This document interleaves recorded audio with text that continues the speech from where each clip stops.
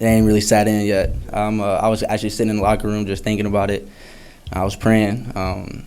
It's a blessing. So, that's just week 1, though, and so plenty more to come. Alontae, do you thrive in those positions where, they're calling up blitzes where you get to be aggressive, use your speed, get in it? Do you thrive in those positions if they call it for you? I think so now. I think last year we didn't really have too many pressure calls that I got home. And so to see DA calling it, and I felt like DA felt the energy that we had as a defense, and he felt confident that I was going to get home and that everyone else was going to do their job. And so now, I want the pressure every single time come third down. I was going to ask, how did you compare the feeling of a sack to an interception? I think I'm getting used to it. It's different for sure because, you get the interception, you got a chance to return it. But somebody was telling me as I was coming off the field, sacks get you paid just like interceptions get you paid. And so, hey, keep running the sacks up if that's what I got to do. The first one, the design of the first one, you came right around Chase Young. Was that based on maybe them overplaying him?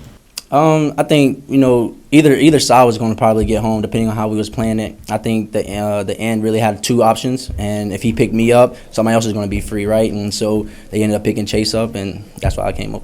Are you going to request a sack bonus in your next contract? I ain't worried about a second contract. I'm worried about Dallas right now. Alontae, what's it feel like as a player to play in a game like that where it's snowballing and the crowd is amped and both sides of the ball are making plays? And what's it feel like to be on the field? I mean, you want that, right? I think at Tennessee, I kind of had that feeling a couple times in Neyland. And so having that in New Orleans and having it at home for the week 1 game it's exciting. And I think that, we got the city kind of rolling with us right now. And so, you just want to keep that energy up and keep that intensity up. So third down, we're turning up the crowd and they're getting loud with us, right? And they're having to call timeouts because they can't even hear or they have to figure it out. So it was just turning us up as a defense, but I know it was turning us up as a team as well. Alvin said he felt like a lot of guys wanted to see Derek have a game like that. Like, do you feel the same way, to see him have success like that considering, some of the things he was just talking about? Of course. That's QB1. And when you got a guy going out there and he's leading the team and he's going out there and making these plays and running backs are running the ball hard. And, when you got a quarterback and you know that every time the ball is going to be snapped, he's going to give us everything that he has, it helps us out as a defense, right? Like we know just get the ball back to the quarterback, right? Get the ball back to the offense because they're going to go down and score. They're going to do something with it. So in our mentality was third down, let's get off the field. Like let's get the ball back to those guys so they can keep scoring. You got a chance to go up against this offense throughout camp. Is what you saw today kind of what you expected to see? I did. I feel like I seen a little bit more. Them boys are running that ball today. So, in camp, it's a little bit different. We got shoulder pads on, we're thudding up. But to see guys run through tackles and get yak after they carry the ball was exciting to see. And you kind of look at the tape, receivers were blocking. We kind of we feel that as a corner. We feel that when the receivers are in practice. So, exciting. Can't wait to see what they continue to do. Tyron mentioned how hard it is when you're coming in and flying to go and get a sack like that. Did you feel real confident coming in when you were bearing? I think after the first one I did. With Bryce, he's a slippery guy. He breaks a lot of tackles. That's something he really does well with. And so we had to understand that. And throughout practice, we worked on, breaking down to make sure he doesn't have a two-way go and trying to take one away. But I was on a roll, man, and the D-line was pressuring too. So, the left side of the D-line, bringing pressure on the left side, there's only one way he can go. So it helped me out a lot to get the sack. And so, a lot of credit to the guys doing their job and, we're just executing the play. You spoke in training camp, forgive me, I can't remember the exact language, but about changing your mentality over the course of the offseason or something to that effect. How did that impact, how did that lead to your performance today? I think, like I said, I kind of changed my mentality there before camp started. And so once I got into camp, it wasn't so much thinking about it anymore. I had made my mind up. This is what it was going to be. I think, with the guys that are around me with Tyron, Marshawn, and Debo and having conversations off the field to, have that routine coming into the season, it was just stay in that level. Stay where you are. Don't get too high, don't get too low, and just be an even kill guy. And so, like I said, it's just the first game, though, right? You go to game 4 and you're having a bad day. Now it's what's going on. Week 1, he had a great game. Week 4, he's not. So I just want to make sure I stay consistent with the guys and my routine and what I do throughout the week. And then how do you manage sort of the excitement of a game like this versus the expectation of with the rest of the season? I think we just play team ball, man. Go out there, one series at a time, one play at a time. and play New Orleans Saints defense. And I think if I do that and the team, we all do that, I feel like we'll get to where we're supposed to be. Is blitzing like that, like maybe something you overlooked when they told you first you were going to the nickel? Like, is that something you thought, oh, I could blitz more now, or like, is it like, had you even thought about it?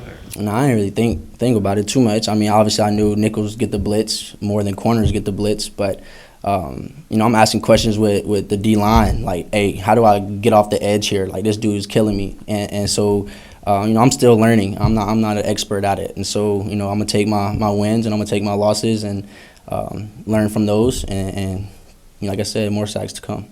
Is there a go-to guy on the defensive line that you go to when it comes to quarterback depth, using your hands, just maintaining pressure on a consistent basis? All of them. Chase, Carl, Breezy, Cam, all those boys, Shep, and they all help me. They don't look at me like, why are you talking to me about doing this? They actually break it down to me, and it was exciting. I felt weird doing it, but hey, everything that they taught me is actually helping me, and so it's good to learn. Keep your foot in two. Keep your foot in two. Sometimes, bro. Sometimes. Is Will Harris consistently verbal like that, or was he particularly amped today? That's Will every day. I told Will on the field during practice, I was like, I got it, bro. Like, you ain't got to tell me that many times. It's like, hey, I'm gonna let you know. I'm gonna make sure we're on the same page. And you get into games like this and it's loud. It felt good getting that over communication, right? Like, Alontae, make sure you do this. Like I'm right here. Like, don't do this. Like, he's over communicating, and in practice it's kind of annoying. But then in the game, like today, and first game with him, so getting comfortable with him. So I won't tell him that anymore. I'm gonna tell him, hey, talk to me as much as you need to talk to me. And so as kind of one of the younger players on this roster, it seems like there's a really solid mix of veteran players, young players, kind of up and coming players.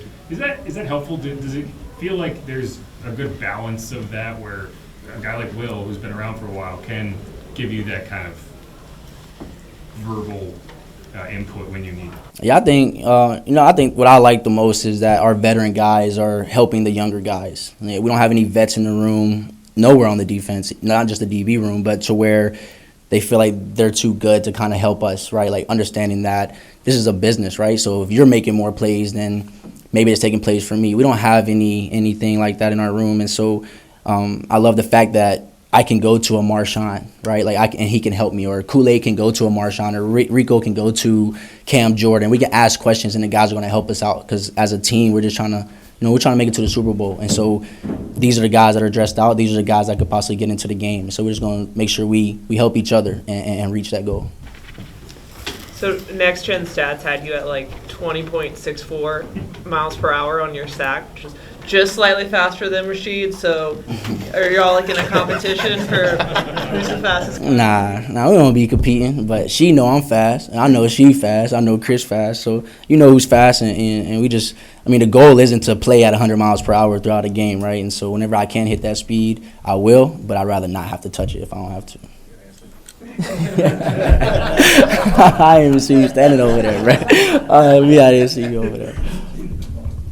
Good. All right, appreciate you.